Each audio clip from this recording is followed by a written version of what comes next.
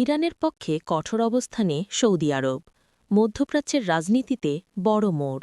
যে সৌদি আরব একসময় ইরানের সবচেয়ে বড় প্রতিদ্বন্দ্বী ছিল, আজ সেই সৌদি আরবই নিচ্ছে এমন এক অবস্থান যা বদলে দিতে পারে পুরো মধ্যপ্রাচ্যের শক্তির সমীকরণ।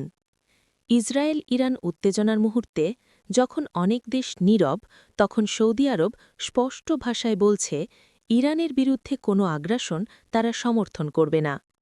এটা কি কেবল কূটনৈতিক বক্তব্য, নাকি এর পেছনে আছে গভীর রাজনৈতিক হিসাব? আজকের এই ভিডিওতে আমরা জানব কেন সৌদি আরব ইরানের পক্ষে কঠোর অবস্থান নিচ্ছে, এর পেছনে কী কৌশল এবং এর প্রভাব পড়তে পারে পুরো মধ্যপ্রাচ্যে।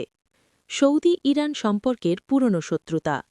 সৌদি আরব ও ইরানের সম্পর্ক কখনোই সহজ ছিল না। একদিকে সৌদি আরব সুন্নি নেতৃত্বাধীন রাজতান্ত্রিক রাষ্ট্র, অন্যদিকে ইরান শিয়া নেতৃত্বাধীন ইসলামী প্রজাতন্ত্র। দুই দেশের মধ্যে বিরোধ ছিল ধর্মীয় নেতৃত্ব নিয়ে, ইয়েমেন যুদ্ধ নিয়ে, সিরিয়া সংকট নিয়ে, লেবাননের রাজনীতি নিয়ে।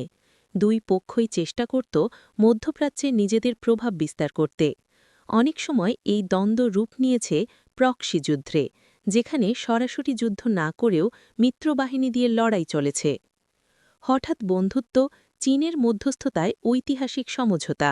কিন্তু ২০২৩ সালে ঘটল বড় পরিবর্তন। চীনের মধ্যস্থতায় সৌদি আরব ও ইরান কূটনৈতিক সম্পর্ক পুনরুদ্ধার করে, দূতাবাস খুলে যায়, যোগাযোগ বাড়ে এবং উভয় দেশই বলে তারা সংঘাত নয়, স্থিতিশীলতা চায়। এই সমঝোতা ছিল শুধু দুই দেশের জন্য নয়, বরং পুরো অঞ্চলের জন্য বড় বার্তা। বিশেষজ্ঞরা বললেন এটা আমেরিকার প্রভাব কমে যাওয়ারও ইঙ্গিত। ইরান ইসরায়েল উত্তেজনা এবং সৌদির নতুন অবস্থান।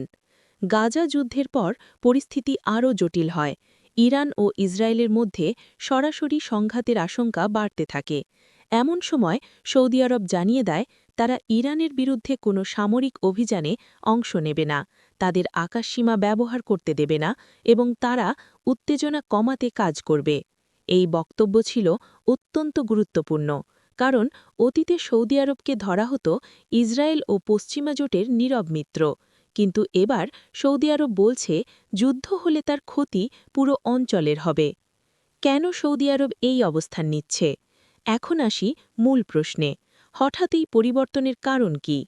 অর্থনৈতিক উন্নয়নের লক্ষ্য। সৌদি আরব এখন ব্যস্ত নিজেদের অর্থনীতি বদলে ফেলতে।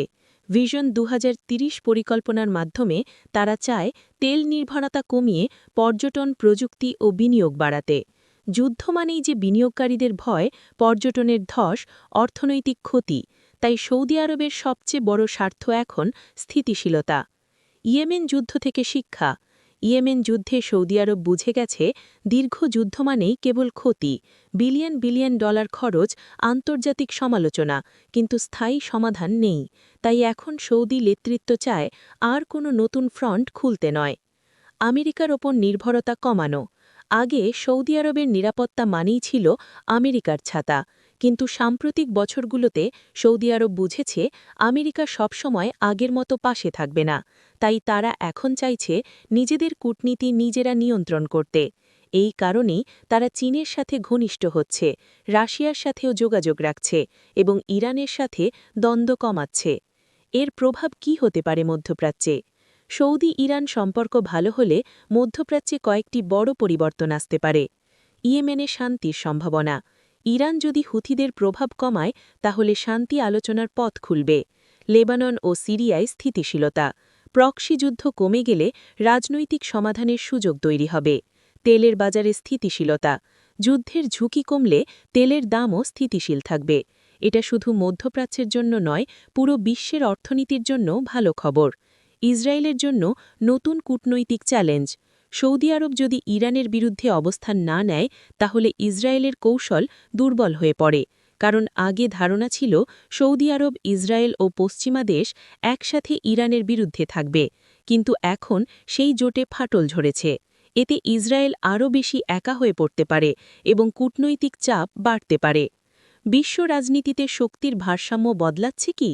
এই পুরো ঘটনাকে অনেক বিশ্লেষক দেখছেন একটি বড় পরিবর্তনের অংশ হিসেবে।